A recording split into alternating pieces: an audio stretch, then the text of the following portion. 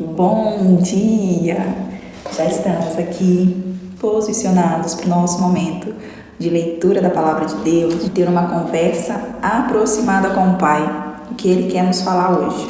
E o capítulo de hoje é o capítulo 15 de 1 Coríntios.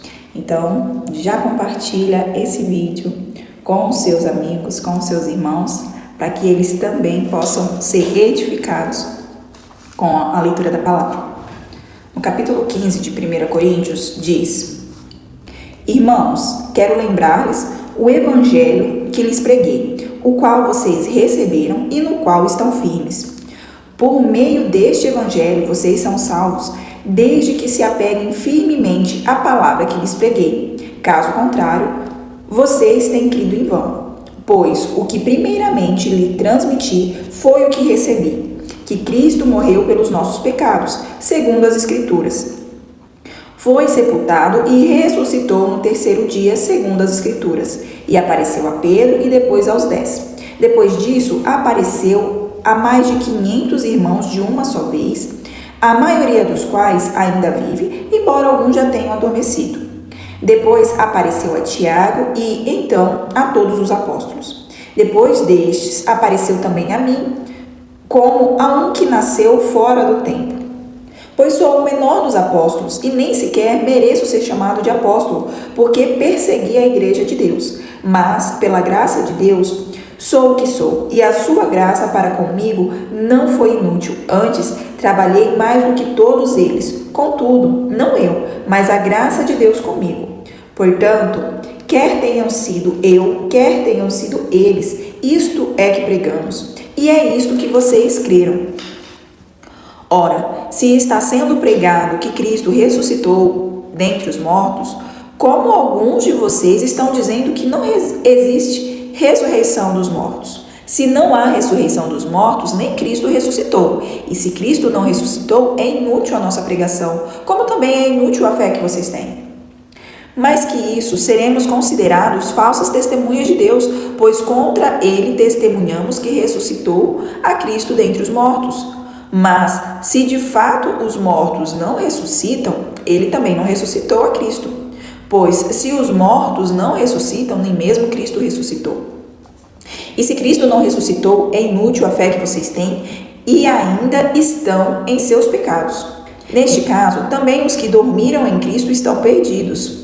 Se é somente para esta vida que temos esperança em Cristo, somos de todos os homens os mais dignos de compaixão.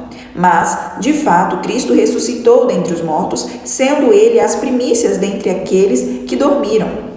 Visto que a morte veio por meio de um só homem, também a ressurreição dos mortos veio por meio de um homem só. Pois, da mesma forma como Adão, todos morreram, em Cristo todos serão vivificados. Mas cada um por sua vez. Cristo o primeiro, depois, quando ele vier, os que lhe pertencem. Então virá o fim, quando ele entregar o reino de Deus, o Pai, depois de ter destruído todo domínio, autoridade e poder. Pois é necessário que ele reine, até que todos os seus inimigos sejam postos debaixo dos seus pés. O último inimigo a ser destruído é a morte, porque ele tudo sujeitou debaixo dos seus pés. Ora, quando se diz que tudo lhe foi sujeito, fica claro que não inclui o próprio Deus, que tudo submeteu a Cristo. Quando, porém, tudo estiver sujeito, então o próprio Filho se sujeitará àquele que todas as coisas lhe sujeitou, a fim de que Deus tenha tudo em todos. Se não há ressurreição, que farão aqueles que se batizam pelos mortos? Se subitamente os mortos não ressuscitam, por que se batizam por eles? Também nós, por que estamos sendo expostos a perigo o tempo todo? Todos os dias enfrento a morte, irmãos. Isso digo por orgulho que tenho de vocês em Jesus Cristo, o nosso Senhor. Se foi por meras razões humanas que lutei com feras em Éfeso, que ganhei com isso? Se os mortos não ressuscitam, comamos e bebamos, porque amanhã morreremos. Não se deixe enganar. As más companhias corrompem os bons costumes. Como justos, recuperem o bom senso e parem de pecar, pois alguns há que não têm conhecimento de Deus. Digo isso para vergonha de vocês. Mas alguém pode perguntar: como ressuscitam os mortos? Com que espécie de corpo virão? Insensato. O que você semeia não nasce a não ser que morra. Quando você semeia, não semeia o corpo que virá a ser, mas apenas uma simples semente, como de trigo ou de alguma outra coisa. Mas Deus lhe dá um corpo, como determinou, e a cada espécie de semente dá o seu corpo apropriado. Nem toda carne é a mesma. Os homens têm uma espécie de carne, os animais têm outra, as aves têm outra e os peixes têm outra. Há corpos celestes e há também corpos terrestres. Há o esplendor dos corpos celestes é um e dos corpos terrenos é outro. É um esplendor do sol, o outro da lua e o outro das estrelas, e as estrelas diferem em esplendor uma das outras. Assim será como a ressurreição dos mortos. O corpo que é semeado é perecível e ressuscita imperecível.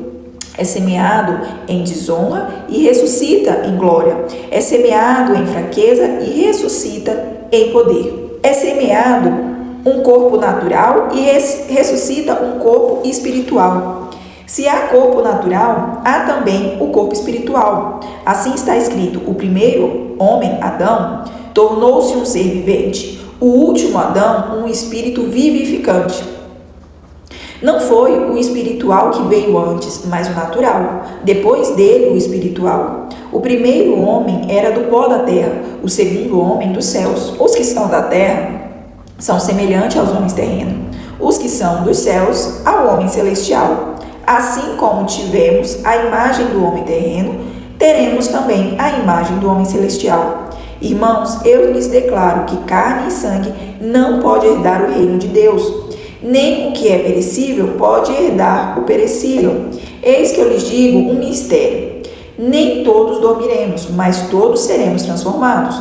No momento, num abrir e fechar dos olhos, ao som da última trombeta.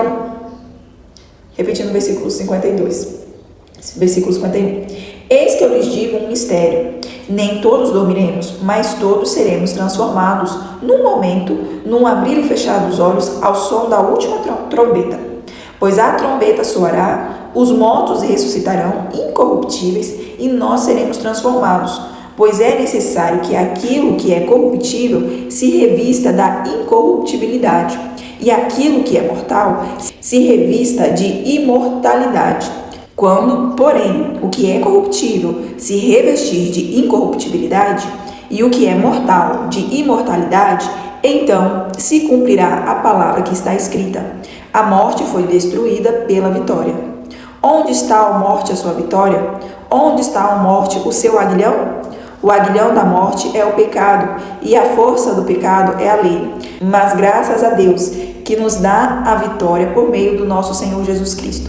Portanto, meus amados irmãos, mantenham-se firmes e que nada os abale. Sejam sempre dedicados à obra do Senhor, pois vocês sabem que no Senhor o trabalho de vocês não será inútil. Finalizamos aqui então o capítulo 15 de 1 Coríntios, e eu já te convido a deixar a sua curtida nesse vídeo, que isso nos traz mais ânimo para dar continuidade, a toda a publicação, edição, enfim, e nós tenhamos este momento juntos de leitura da palavra e devocional. E eu te espero no próximo capítulo.